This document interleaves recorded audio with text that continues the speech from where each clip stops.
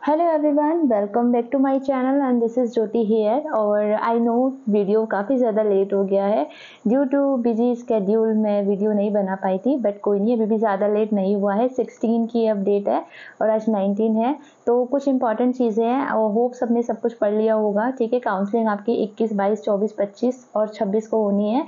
और जिस दिन आपकी काउंसलिंग है उस दिन आपको जाना है 10 बजे से जो आपकी काउंसलिंग है वो स्टार्ट होगी।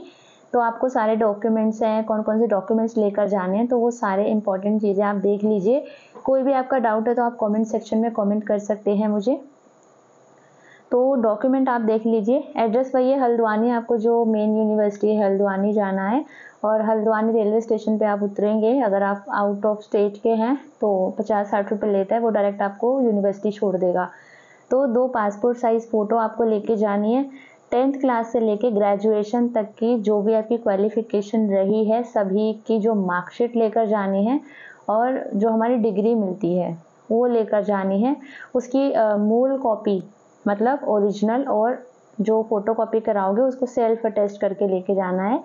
एनसीटी से आपने जो regular face to face mode पे जो डिप्लोमा किया है उसका जो रिकॉग्निशन लेटर है वो एनसीटी की वेबसाइट पे मिल जाएगा। मैं नीचे लिंक दे रही हूँ कि आप किस तरीके से डाउनलोड कर सकते हैं, तो आप लोग डाउनलोड कर लेना।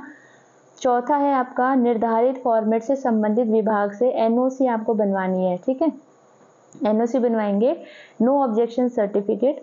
डिस्क्रिप्शन बॉक्स में मैं इसका भी लिंक दे रही हूँ, तो आप जाके देख सकते हैं कि किस तरीके का आपको एनओसी का फॉर्मेट बनवाना है। पांचवा है, अगर आप किसी श्रेणी से संबंधित है, ऑब्वियसली बात है जो उत्तराखंड के वही संबंधित है, तो उनको अपना जो है लेकर जाना है ओरिजिनल और फोटोकॉपी जो उनका सर्टिफिकेट होता है। 500 रुपये आपके काउंसलिंग के जमा होंगे। काउंसलिंग के पश्चात जब आपके सारे डॉक्यूमेंट वेरीफाई हो जाएंगे, सब सही होगा, क्रॉस चेक हो जाएगा, उसके बाद आपको फीस भरनी है 10,500। ये फर्स्ट सेमेस्टर की फीस है।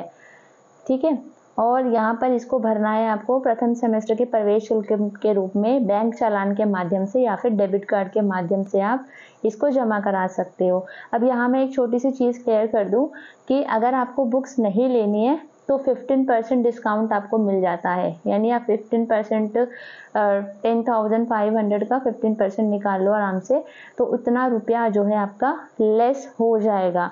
अब यहाँ एक छोटी सी इन्फॉर्मेशन मैं शेयर कर दूँ कि कोई कैंडिडेट अगर दिल्ली में रहता है, क्योंकि मैं दिल्ली से बिलोंग करती हूँ, मेरी बीएड उत्तराखंड ओपन यूनिवर्सिटी से हुई है 21-23 वाले सेशन में, तो कोई कैंडिडेट अगर दिल्ली में रहता है और यहाँ मेरी जो बुक्स हैं वो पूरी नई है, क्योंकि एग्ज़ाम से कुछ टाइम पहले ही बुक्स आती हैं, तो इतनी मतलब पढ़ाई पीडीएफ से पढ़कर ही की है। ठीक है, तो अगर किसी को बुक लेनी है तो यहाँ पे 15% डिस्काउंट है। तो ये है कि थोड़ा बहुत लेस करके, मतलब इतना ज़्यादा नहीं, क्योंकि मेरी बुक सारी नई है, वो यूज़ हुई ही नहीं है। यूज़ होती कैसे, क्योंकि एग्ज़ाम से कुछ टाइम पहले बुक्स आई थी तो मैं नहीं पढ़ पाई, नई की नहीं रखी है। कोई कैंडिडेट दिल्ली में रहता है, उसको बुक्स अगर मुझसे परचेज़ करनी है चारों सेमेस्टर की, आप ले सकते हो, ताकि आप अपना टाइमली पढ़ाई कर सको, क्योंकि बुक्स तो आपको वैसे भी टाइम पे मिलने वाली है नहीं। इस बार हो मिल जाए तो कुछ कह नहीं सकते, बाकी आपको वही जो चार्ज है वो आपको लेस हो जाएगा आपकी फ़ीस में। तो अगर कोई कैंडिडेट ऐसा है तो नीचे मैं नंबर भी दे रही हूँ अपना, तो आप उस पर व्हाट्सअप या कॉल कर सकते हैं और फिर आप अपने जो बुक्स हैं चारों सेमेस्टर की मुझसे ले सकते हैं। उसके बाद है आपको कि काउंसलिंग फॉर्म है वो भी आपको भर के लेके जाना है, प्रिंट निकलवा के। पहले तो वहीं देते थे, भरवाते थे, अभी आपको उसको भर के लेके जाना है। अभी मैं दिखा दूंगी आपको किस तरीके से जो फॉर्मेट है, और मैं लिंक दे रही हूँ, वहाँ से आप लोग डायरेक्ट जाके इस पूरा फॉर्मेट, और आई थिंक सब लोगों को पता चली गया होगा, और जिनका सिलेक्शन हो गया है कॉन्ग्रेचुलेशंस। तो अभ्यर्थी को ABCD ID DEB ID बनानी ज़रूरी है, उसके बिना जो है वो नहीं लेंगे। ये डिस्क्रिप्शन बॉक्स में, ये मतलब बॉक्स तो नहीं है खैर, लिंक दिया है, तो आप यहाँ से जाके जो है अपना देख सकते हैं। अब ये है कि अगर आप चले गए हैं इसका ये मतलब नहीं है कि आपका फाइनल सिलेक्शन हो ही गया है। तो जब डॉक्यूमेंट मतलब हो जाएंगे वेरीफाई अच्छे से और आप फीस पेमेंट कर देंगे, तब आपका जो है प्रवेश माना जाएगा, हाँ आपका एडमिशन हो चुका है। तो रिपोर्टिंग टाइम 2 बजे तक ही रहने वाली है। कोई भी दिक्कत हो गिवन नंबर्स पे कॉल कर लेना। एक चीज़ मैं यहाँ क्लियर कर दूँ, कुछ कैंडिडेट को होता है मैम हमारा इस डेट पे नाम है, हम लोग इस डेट पे नहीं जा सकते, तो हो सकता है, और अगर आप खुद भी नहीं जा पाते हैं तो आप किसी और को भी भेज सकते हैं, लेकिन उससे पहले आपके पास कोई जेन्युइन रीज़न होना चाहिए, प्लस आपको यूनिवर्सिटी में पहले कंसर्न करना है कि हम इस वजह से हम नहीं आ सकते, तो आप किसी और को भी भेज सकते हो, बट आपको पहले कंफर्म वहाँ पे कॉल करके पता करना पड़ेगा, ठीक है। दूसरी चीज़ है, मैम हमारे पास ये डॉक्यूमेंट नहीं, ये नहीं आया, अभी हमें ये नहीं मिला, और कुछ कहते हैं माइग्रेशन सर्टिफिकेट नहीं चाहिए, कुछ कैंडिडेट के डाउट आते हैं, तो माइग्रेशन सर्टिफिकेट नहीं चाहिए। और मतलब आपको अगर कोई डॉक्यूमेंट नहीं है तो वो आपसे जो है क्या बोलते हैं अंडरटेकिंग ले लेते हैं, तो आप फिर मतलब बाद में मतलब उसको सबमिट करा सकते हो। जैसे मेरा एनओसी का थोड़ा इशू था, तो मैंने एनओसी बाद में मेल करी थी उन्हें, और मेल ही करी थी, शायद बाय पोस्ट नहीं भेजी थी, अब याद भी नहीं आ रहा इतना, क्योंकि उस टाइम मेरे पास भी एनओसी मतलब साइन नहीं थी वो, तो इस वजह से, ठीक है। तो अभी हम लोग इसका फॉर्मेट देख लेते हैं, फॉर्म जो है हमारा। तो ये एडमिशन फॉर्म है, ये आपको वेरिफिकेशन फॉर्म है, ये लेके जाना है, इसको प्रिंट निकलवा लेना। आपका नाम आ जाएगा, काउंसलिंग की डेट है, इंग्लिश में नाम आ जाएगा, माता का नाम, पिता का नाम, बीएड आवेदन संख्या जो आपका एप्लीकेशन नंबर है, श्रेणी आपकी कौन सी है, नामांकन संख्या, ये तो अभी आपका नहीं आएगा, नील कर देना।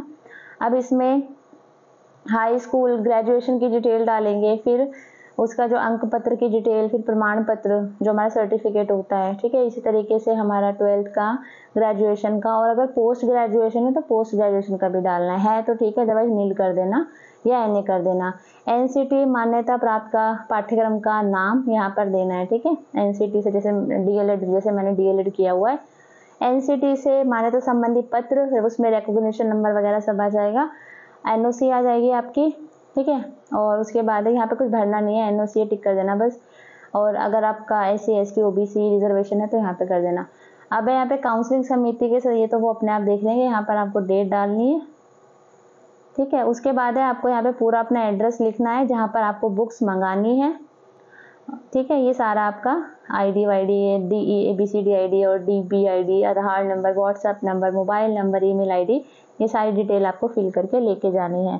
सो thank you so much everyone, और जिनका भी सिलेक्शन हो गया है कॉन्ग्रेचुलेशंस, आप आराम से जाइए, जो है डॉक्यूमेंट वेरिफिकेशन कराइए। किसी को कोई डाउट है तो कमेंट करके पूछ सकते हैं। Thank you.